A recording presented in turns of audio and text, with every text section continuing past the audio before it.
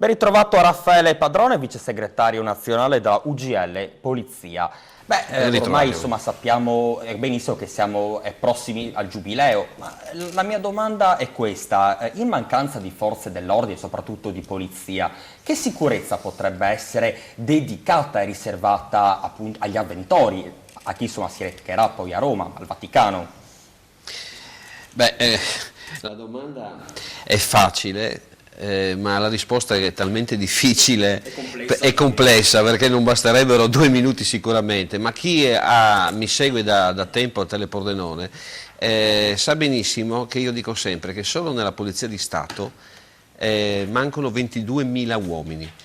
Allora noi martedì siamo andati al Dipartimento a una riunione proprio per chiedere al Dipartimento che intenzioni e come vorrebbe far fronte o come farà fronte a questa sicurezza nella sola capitale. Anzi, consideriamo che ci saranno anche altre città che sono a rischio o quantomeno che sono investite da questa problematica del giubileo, da Padova, Trieste, a Udine ci saranno... Anche il Veneto quindi non è indenne, no? Da questa Esatto, quindi anche la nostra regione, tant'è che a Udine saranno aggregate altre 10 persone, ci sarà un rinforzo di 10 persone, così 10 persone a Trieste.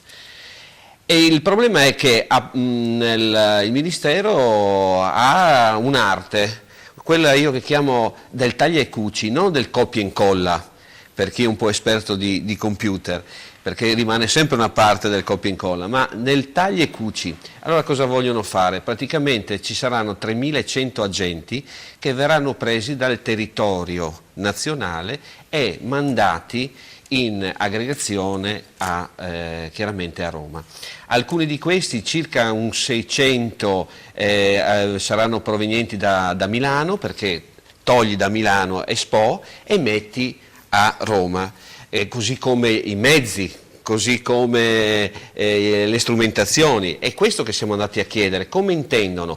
Dovete sapere che sono stati calcolati dati che ci hanno dato loro, quindi neanche critiche nostre girate, ma 2.000 uomini per ogni turno H24 saranno impiegati solo per il servizio di ordine pubblico, 1.300 saranno aggregati in servizio fuori sede, il che vuol dire pagati, e hanno dovuto fare una modifica ai nostri regolamenti, cioè nella sede di servizio la permanenza non più di 4 anni per far domanda di trasferimento, ma così danno la possibilità a circa 5.000-6.000 uomini di poter raggiungere Roma prima del dovuto.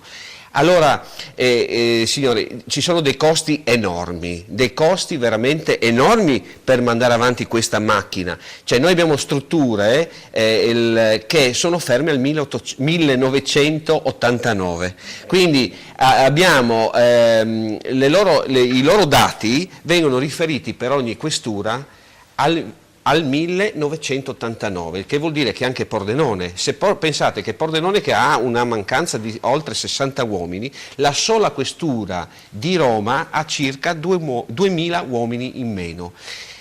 Quindi assegnare momentaneamente delle persone per il giubileo per un anno, pensate quanti costi, ed è questo che abbiamo chiesto al Ministero: risorse, ma non solo a questo punto strumentali, risorse umane, ma anche economiche. Cioè qua, se ogni volta non si capisce che investire in sicurezza non è uno spreco, è una risorsa investire in sicurezza, poi succedono queste cose. Allora qualcuno mi dice: intervieni sul discorso dei Rom, ma queste sono le nostre, è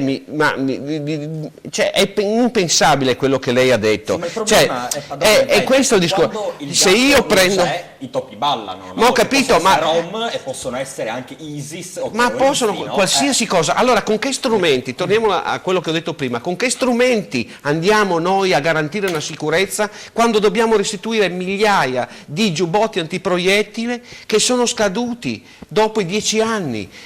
Caschi che sono vecchi, obsoleti, che non hanno più la protezione. Cioè, sono queste le cose che abbiamo oggi in polizia. Quindi dagli uomini alle risorse strumentali, i delinquenti sono molto più tecnologici di noi diventati. Certo. Quindi voglio dire, se il governo non capisce che la sicurezza non è uno spreco, è un investimento. Utilizzare questi soldi è un investimento. Beh. Invece noi purtroppo dobbiamo garantire queste cose, fare questo. Allora io dico no, tagli e cuci, togli da qua, macchine qua, prendi le macchine, portale a Udine, prendi le macchine, portale a Milano, prendi dall'Expo, metti gli uomini lì, ma cambi la posizione degli invitati, ma il numero di invitati è sempre quello. Bene.